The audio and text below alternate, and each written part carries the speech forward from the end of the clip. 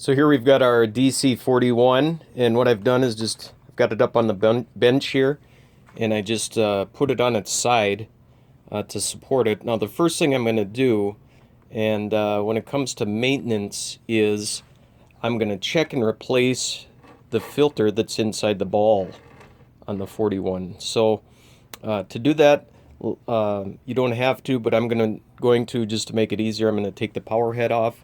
All you have to do here is there's a clip right here that goes around. You just unclip that, pops right off. Yours may be gray. This one was a replacement power head, so it's red. And you just take a little bit of doing and it comes right off. So that's what we have there. To get into the ball, all we need to do is just unscrew this cap, just like that. Go around a few times. You can see there, revealing our filter. Now, here's where a lot of people ignore what's really going on. They look at the filter, and in the camera, if you can see, it looks pretty good. I mean, it looks white and clean. But what you really have to do is take it off and look on the underside. Now, if you look on the underside of this filter, and by no means is this one incredibly bad, but it's black. Inside of it's black. And the reason for that is inside the motor housing, you get dust and debris that comes up through this into that filter.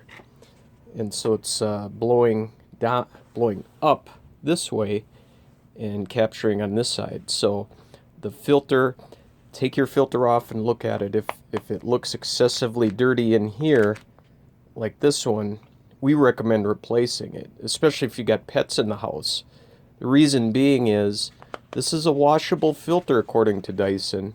If you take a look at the instructions there, it says run under tap water, tap it out, let it dry in the sun for 24 hours and put it back in. The problem is these things stink once they've gotten wet and if they're full of dust, like you can see all the dust coming out of this one. So let me show you this one and compare it to. Here's a replacement. This one's even more stark white on this side, so you can see it there. But look on this side. White. Really white. So you can see the difference. And these filters, the price has come down on these, so they're less expensive to replace. The other reason I recommend replacement on these once they get dirty, if you put a filter that has been previously used like this back in, if there's any restriction or anything that you were not able to get out when you did wash this, it'll clog this filter, and the motor heat trying to escape through the filter will not be able to. It can overheat the motor, which is inside this housing.